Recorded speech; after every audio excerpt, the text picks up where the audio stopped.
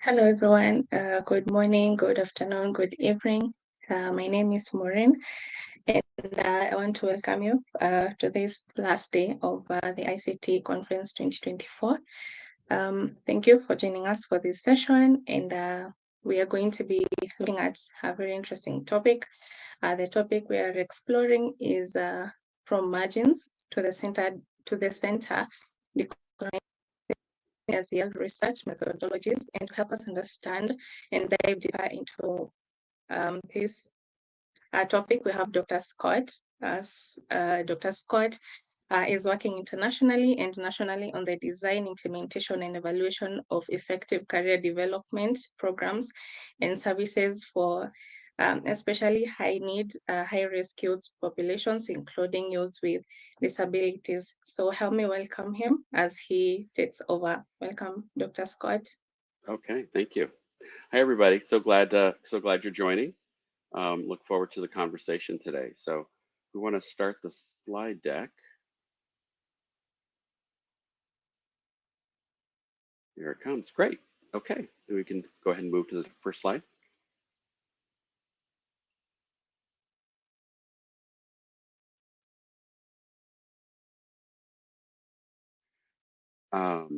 So I just need to know someone moving the slides. There we go. So I wanted, we're going to talk a little bit about social and emotional learning. That's the SEL, and some work we've been doing. I'm representing actually a number of research teams from around the world. We had a total of 19 different teams that were working on looking at this social emotional learning from a cross-cultural perspective and really taking a look at the assumptions, especially as we start to think about decolonizing and really challenging a Western perspective is the only way of both doing the work as well as the theories and things we're looking at. So let's talk a little bit about what this is, this whole concept of SEL, and then we'll move into the specific strategies we're using. So next slide. So here's a kind of a framework where we're looking at social and emotional learning skills using a framework that a national organization in the United States helped to support. It's called CASEL, which is the Collaborative on Academic, Social, and Emotional Learning. They have a model, as you see here, kind of a systems perspective, where they're looking at these skill sets that are all malleable and that we know from research that we've been able to do in the United States. It makes for an effective student, that when students are able to be aware of themselves, when they're able to connect well with others, right, working and listening and negotiating with others, when they make strong, good decisions about their about choices of different things they have opportunities on. All of these different skill sets are malleable. They're things we can learn. And once they're learned, they become better students because they're able to focus and participate more effectively in learning. We also have strong evidence that those same skill sets are really a foundation for mental health. That when you're working into that middle school, piece and you're engaging in positive relationships, positive things come back, and all of that helps you feel a sense of belonging, a sense of power, a sense of being able to feel like you're confident, right? And we talk about self-efficacy. So, and then the third piece, and this is the part where we're branching off, is looking at these same skill sets as something that employers have been asking for, right? In a work setting, how these same skill sets play out. And so now it moves from helping you become a better student to helping support your mental health to now being ready for your future and looking at the different pathways that you might go into. And so this report and what you're seeing in this graphic was our connection to this kind of area. And we'll use the word career development, but it's not a good word. We really prefer to talk about future hope. We're talking about individuals that have a sense of meaning in their lives. That's really what we're talking about. And the occupational pathway, where there could be some financial support for that, right? That's the part we're also looking at. What's the pathway through life that's going to allow you to have some kind of decent work opportunity? So next slide. So we're actually changing some of the language now as we talk about social and emotional learning. Now we're calling them durable skills. And the reason we call them durable is because these are the human skills that once you develop them, they last a lifetime. They support you in your family, in your community, as well as in the world of work. So we like the idea of durable in the old days, right? Meaning still today. We call them soft skills, non-cognitive skills. We've had all kinds of names. No one's ever liked it. But the durable skills are really is a nice framing point. And the other reason it's important is because the technical skills you might need, that might be like if you're doing, let's say you're an accountant and you're learning how to use some online systems, you have to constantly keep up with changes to that. What we're doing with durable skills is when you can communicate with others, when you're able to become aware of yourself and your needs, when you're able to regulate yourself emotionally, manage yourself in ways, this is stuff that transitions everywhere and it's transferable into a wide range of occupations. So you're getting a sense of this, and what we're doing within this kind of what we call a career development program design is we would be looking for ways to help support youth in becoming aware of who they are, what their talent and their skills are, maybe looking at their passions, looking at UN Sustainable Development Goals to find some sense of purpose, right? And then based on that awareness, starting to plot different pathways into the world of work that they can use. It could be entrepreneurial, it could be informal, it could be informal labor, but helping them really see the connection between the who they are in this case and the contributions they can make in the world of work and how they can use these skills to find pathways towards, as we said, decent work opportunities. Social awareness is so critical to this, right? Being able to see, work with others, the empathy, perspective taking. We have so many communities around the world that are involved in serious trauma, and we can think about trauma as well as a source of an individual understanding in a deep way what it means to have been harmed or what it means to be in situations where there just is insecurities and violence and things. Taking that now and using that towards empathy, perspective taking, and helping them chart through pathways that they can look at for the world of work. So we're looking at these as kind of we're reframing a lot of what happens to individuals in the cultural history as potentially how they can become assets to support us as we're trying to work with each other and trying to build a better community. The decision making comes into this as well, and we can talk about this. You know, the whole issue of executive functioning, being able to have something I want, and now what's the pathway to get there? Who do I connect with? Where's my social capital to help me understand that there's places I can apply these skills, but there's also places that I belong, and coming up with mentoring opportunities as well, so that as I'm making decisions about my future potential and my future pathways, I have other adults and others in the world of work that are supporting me as we go through. So these are some, I'm just giving you some ways in which we think about this and the role that the durable skills play in this. But that's really how we're framing social emotional learning. So with that, I think we can get into now the process. Next slide. So the social emotional learning work began, the framing of that began, a lot of it began in the United States. It's also been, UNESCO's picked it up. It is global, that people are using this language, it's out there. We also talk about resiliency as another way of framing it, where when you have individuals from low income backgrounds or high risk settings, these same skills are the kinds of things that will buffer from the negative impact of those events you might experience and the challenges. And so these become really important, as we said, assets, right, to supporting individuals in making their way through life. But at that same point, there's a lot of dominance of Western frameworks. And so when we think about the methods we use to study, right, there's a westernized sense of quantitative methodologies and survey design in a certain way. But there's also, we come up with these universal ideas that are the big theories and the big concepts, but they don't necessarily translate down to the local realities of what's happening in our communities. And so this is really where we're at, is how do we design something that's culturally responsive? And by that meaning not just culturally in terms of an ethnicity, culture in terms of countries, in terms of North versus South, that there's different ways of being in the world that are varied across the globe. How are we making sure that as we're framing and understanding and translating, that it's relevant to the communities we're working with? And that means that we have to kind of sometimes challenge some of these power structures. And you'll see bits about how we've been trying to do that in a way that allows a community-based understanding and value for the work that we're looking at. Okay, let's go to the next one.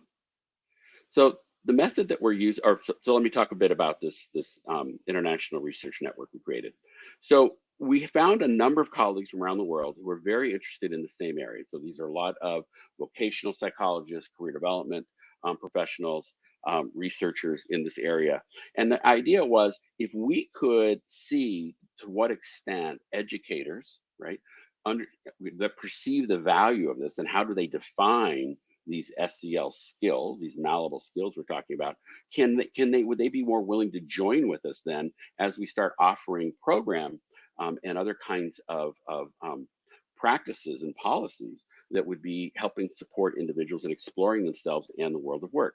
So traditionally, of course, we know educators and a lot of our community-based organizations really focusing hard on the academic success and building out that. We're also saying that in addition to that, we need to also think about how we want to apply our skills, how do we want to apply our interests and things. And so the challenge is this: how do we make time for it? Well, we make time for it if these SEL skills are relevant to the educators, if they're relevant to building better classrooms, if they can perceive the value of these. And so that was our goal, was to think through that.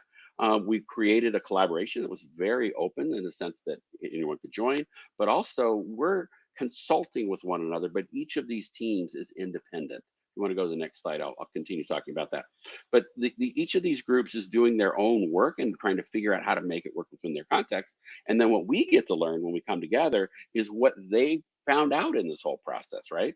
So as they're working with their own educators, what are the themes that emerge? What things are important? What are the definitions that emerge?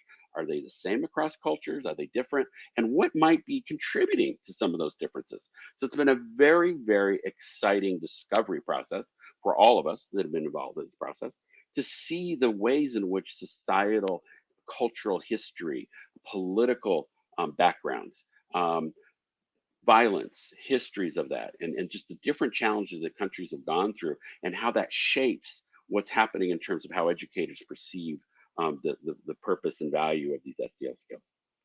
Next.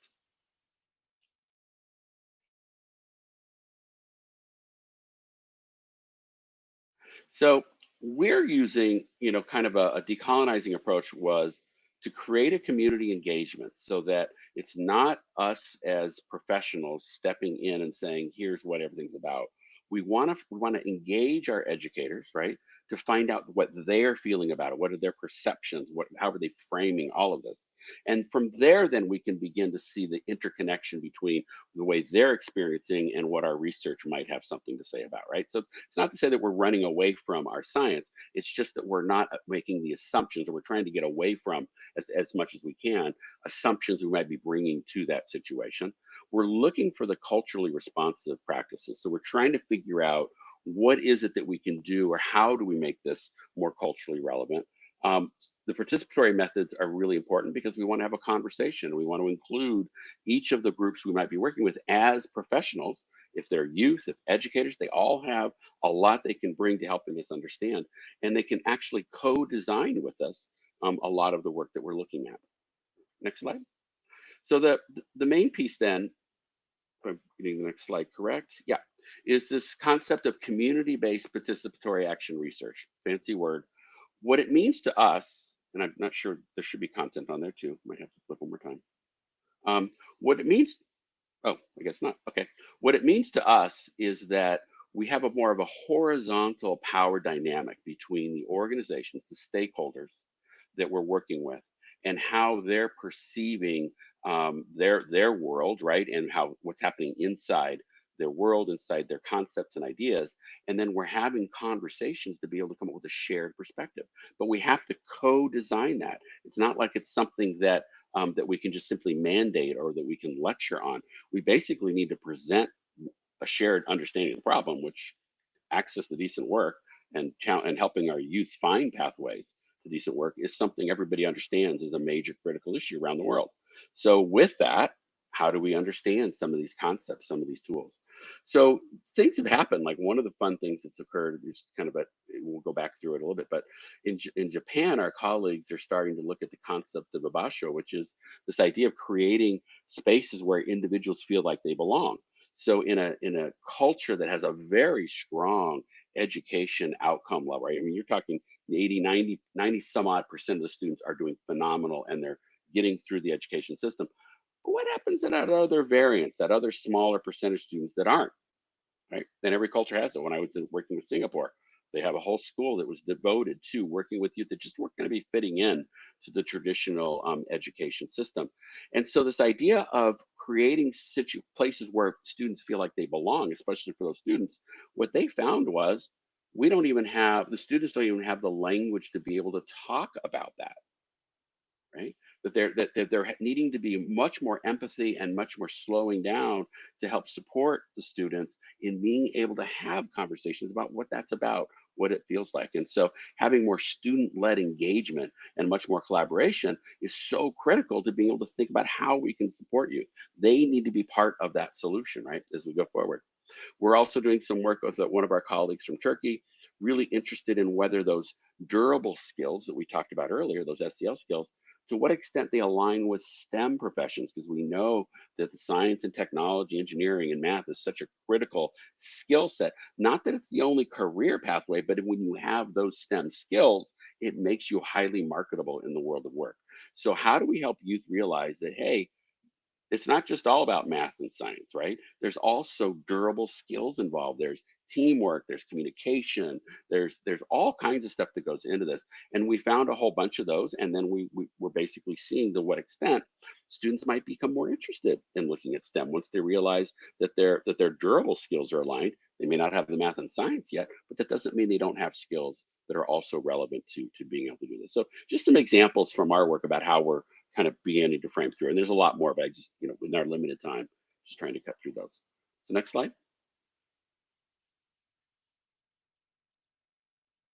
So here's an example of how we're trying to do the decolonization in the sense of the data part of it, right? So traditionally we would do a pre and a post test.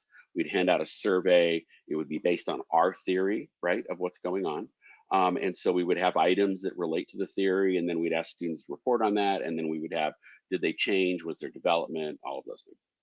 We found that with our middle schoolers that we were working with here in the United States, and this is also during COVID, they really weren't interested in filling out paper and pencil pieces, right? There's just no interest in it, especially 4 o'clock in the afternoon at the end of the week. They just were kind of burnt out of being online the whole time. So we talked with the students, we talked with the staff we were working with, and it was a collaboration with Sociedad Latina here in Boston, and came up with the idea of, well, why don't we have them construct their own story? And so we're interested in how their identity is developing. That's what the whole work is about.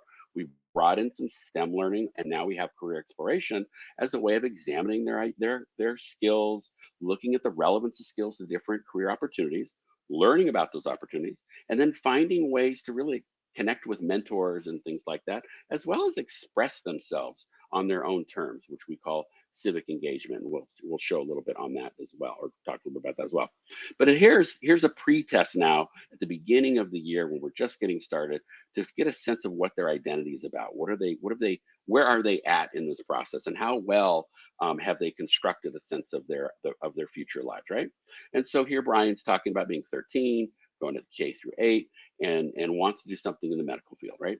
So what I have to do is I have to learn some things in high school. I got to learn about health and medical stuff. It's not really well defined, as it wouldn't be. You're just leaving elementary, you're moving into the middle school sector. Um, but it's clear that there isn't a clear, real sense of what the actual occupation might be, what the different things I need to learn, how am I going about preparing myself. I'm kind of waiting for high school to come along and give me some experiences.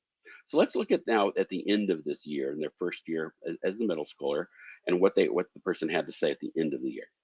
I'm going to go to the next slide. So here's Brian again. Future life goals that they're considering, right? Becoming a doctor or a nurse, and a sustainable job. One of the things we did in our career development activities was introduce them to the UN Sustainable Development Goals, showing them that there's a lot of challenges they're facing in their community, and these are immigrant youth populations. So we're talking trauma, we're talking low income, all kinds of needs that they might have that are coming up. So they're clear about there's a problem. We wanted them to also understand that these problems are actually not just yours and not just Boston's. These are things that we're dealing with as a planet. And so there was neat to see that sustainability came up in their framing of what they want to do.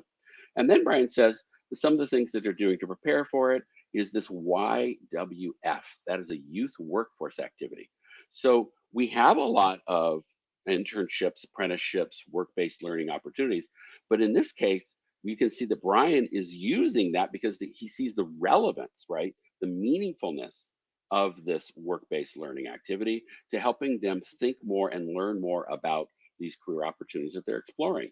And so now you see the goal of applying for something that's focusing on their future job.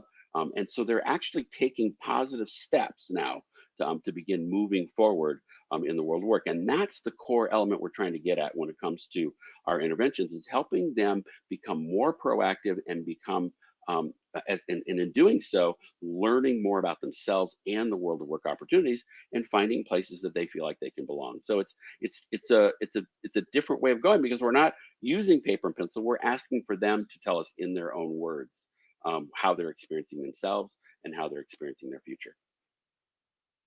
Next slide.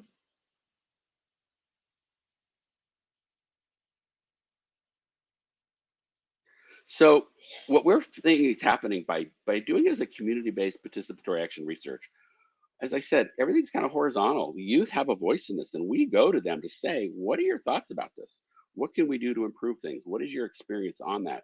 We've had publications where these middle schoolers are actually co-authors because the insights they gave us in these conversations shaped our interpretation of what was happening, right? And we want to give them credit for that. We don't want to just take it and say, oh, guess we did the study and now we've got these professors on there. No, we've got our staff from Sociedad Latina, their students. We really want to help make it a community team that's helping to investigate and learn. And I'll tell you, as a professor, it has been fantastic to get challenged, to become more complex and understanding what's happening in our communities, so that way, as we're thinking now about our research, we have them on our shoulder. They're giving us insights as to the next questions, as to the extra challenges that we need to address. And it helps us feel confident, but it also gives us a real sense of needing to keep building sustainable strategies and figuring out ways to make this sustainable. And one of the ways we're doing that is we're making everything open access.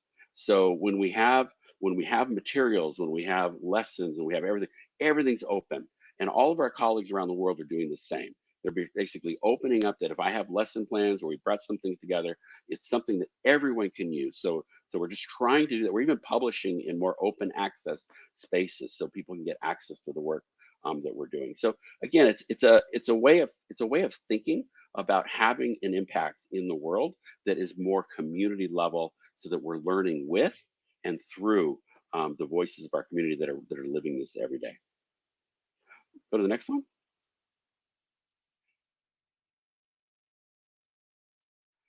So what's been also exciting is when we think about decolonizing, is looking at how from the global south are the countries that we have from Asia that are involved in this work, in Africa, they're involved in this work in the multiple countries that we have across these different regions. And the different perspectives they're coming up with, that as they're doing these community-centered opportunities, what are they seeing, right? And we know that this collective well-being and this more of a collective attitude, we were really struck. Again, I'll go back to Japan, in hearing about concepts like the word self is something that doesn't really work well, because it's pointing out that they're somehow distinct from the community and from the group, and that can often have a negative connotation. So how do we drop self from all of the work we do in the world of career development? Well, we've been trying to. Even the word career has so much baggage, because for some groups it's about college, for other groups it's about trade, the trade. So we try to get rid of it, which basically, what's your future, right? What is the pathway towards some economic opportunities that's going to it's going to provide you with a foundation then for future well-being. That's where we're trying to get to. And so we want to use the language in the community that's going to allow us to leverage their engagement and their action collectively in this. I've mentioned that within the Asian context, the Abasho concept, the idea of focusing on belonging, becoming really important for that group of students that are feeling left out or feeling disconnected from the traditional education pathways. High context, and really needing to think about that from a cultural perspective, what that means and how that changes. The balance of tradition and innovation becomes really important, as issues come up. In the North, we're looking at integrating diverse frameworks. We're trying to figure out how to align across the various ministries so we're all working together, right, in all of this. Because many of the North has labor market information, it does give us some extra opportunities to showcase the kind of shared ways of training and development that may allow us to support youth in becoming aware of those pieces. What we need to all learn is how do we do this in an informal labor market environment, right? How do we create more entrepreneurial, an entrepreneurial attitude, if you will, where I'm focusing on ways that I can generate income through my skills and opportunities to participate in the community that may not be from the same formal labor market, just because that just may not be available, right? And in many of our countries, that's the challenges we're working with. That's an exciting opportunity to begin mapping that out and helping you see that their talent, those durable skills, can take them places. It can support them. And as they have creativity and they have friends and other colleagues that want to help support this design, there's a lot of things they can do in that. And then also, as we're designing policies, it's one thing to have a top-down policy, but we're really excited about the bottom-up policies, the idea of sharing a definition through more of a cultural, cross-cultural lens, through more culturally responsive practices, but then building implementation policies that give access to the resources that our organizations, our schools are going to need to make this happen. So that becomes a really critical piece to this, is getting all of that going. And then again, continuously cross-cultural adaptations. I learned so much across by looking at other cultures that I can bring back to the United States and say, you know what, this is going to apply in our rural communities. This is going to apply with our tribal communities that have historically been oppressed for so long. So there's so much of what we learn that gives us a new lens, a new way of understanding that we can now take back and enrich ourselves as we go forward. Let me go to the next slide here.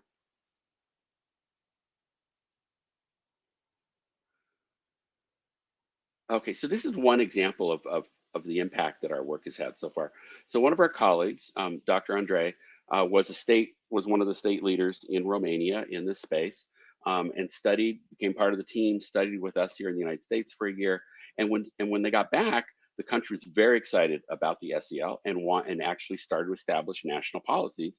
But what also they asked for was what's going on in our schools, and so they led a gathering of free access materials, and then they evaluated them, and then they put together a publication that said, here it is, right? These are all the kinds of lessons and activities educators have designed in this space for people to use. So that idea of now at a national level being able to elevate not only the importance of this role, but to provide access to materials that are written by teachers for teachers was a really exciting thing to see as that emerged. Next slide.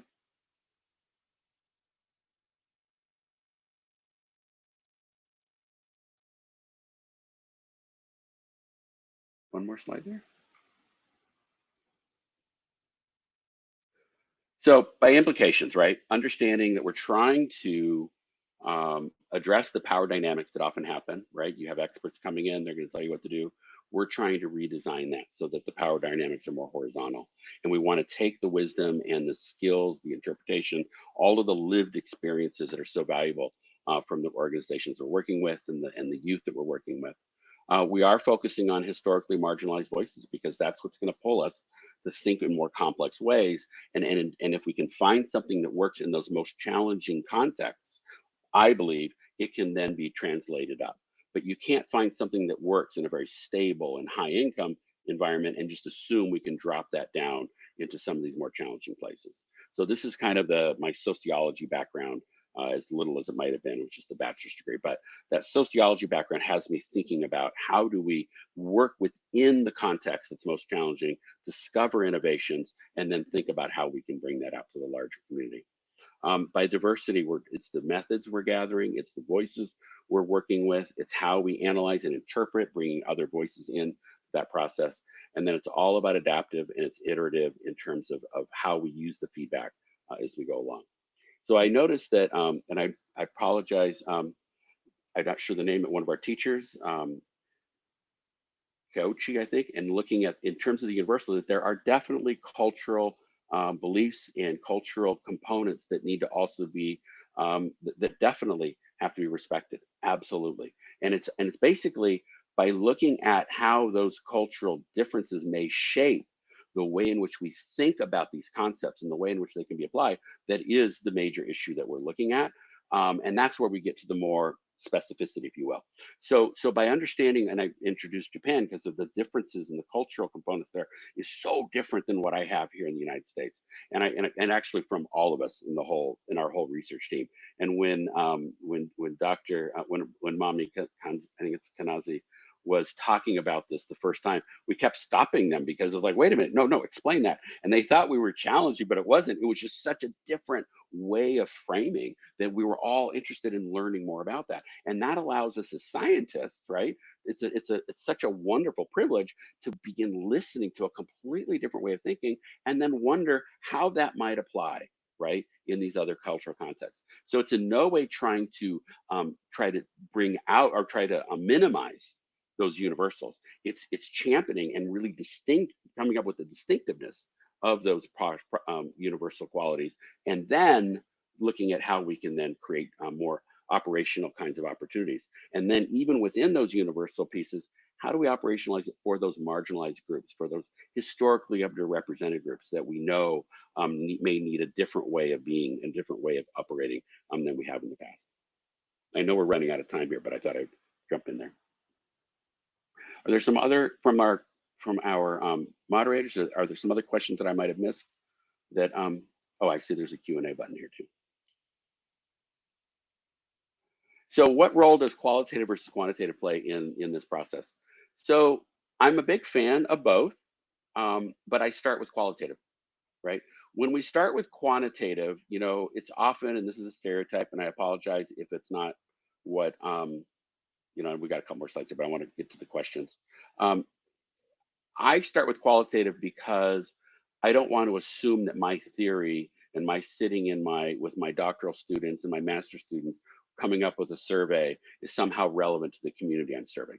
So I want to go and join with the community to get an idea of what's happening. Once that's done, yes, we can use our quantitative methods quite well. But what we do is we have the students look through the surveys, right? They look through, and the staff look through the surveys from our community organizations.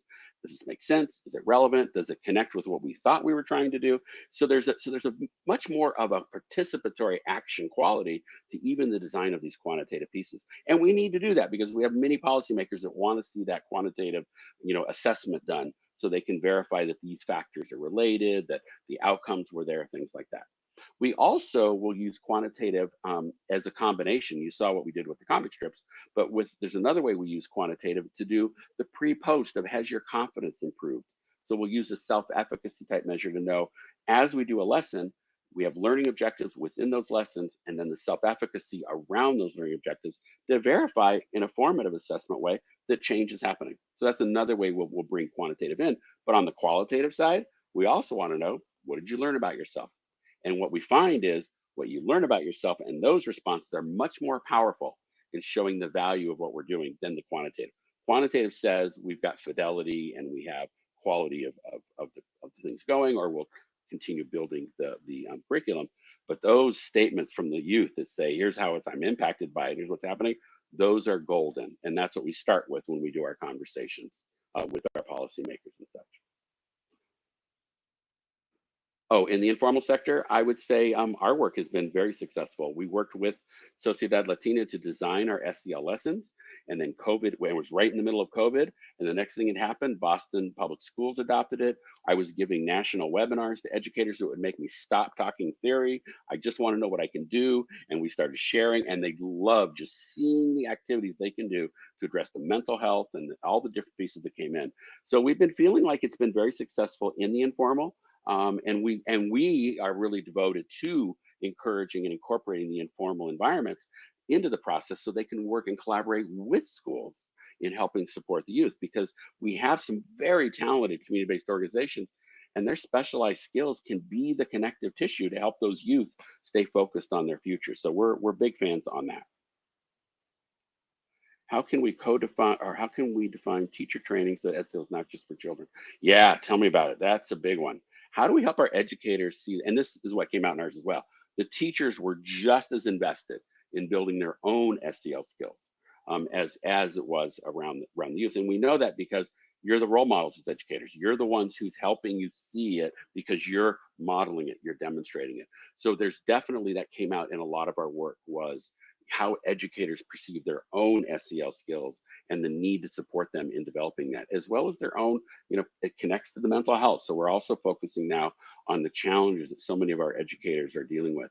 In South Africa, it was about compassion fatigue, having so many cultures represented in a school, in a classroom, and having so much trauma associated with each, that as an educator, you have to be understanding the various ways in which this trauma has occurred. Whew, it's exhausting, right? And so that comes up as a whole framing. That's not something I'm going to be dealing with necessarily in the United States schools all the time. There'll be some components there, but not to the extent that we're talking about in a country like South Africa. So there's definitely a need to understand within the perspective of the culture how these are playing out and what may be happening in these spaces. I'm not sure if I got everyone there. Okay, so I got the Q&As. Is there anything I'm missing? All right. How are we doing on timing? I think we're over time a bit. I've got messages over here on my speaker chat that I was ignoring. Okay.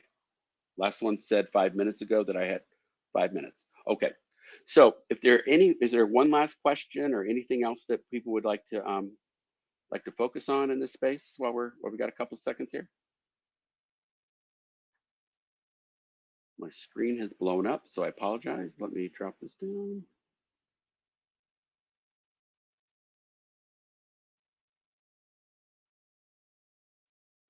Right there. Okay. So I think we're in pretty good shape then.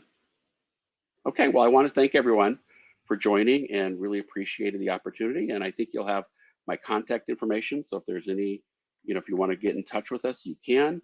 Like I said, I'm here just representing a large range of countries. And so really appreciate you taking the time.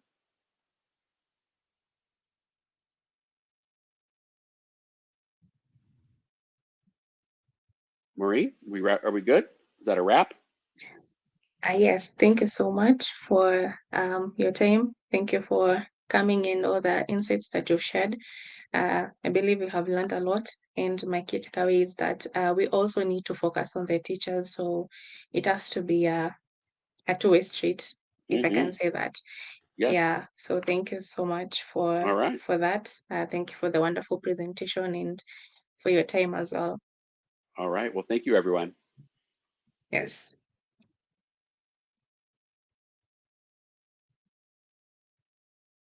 Thank you. Okay.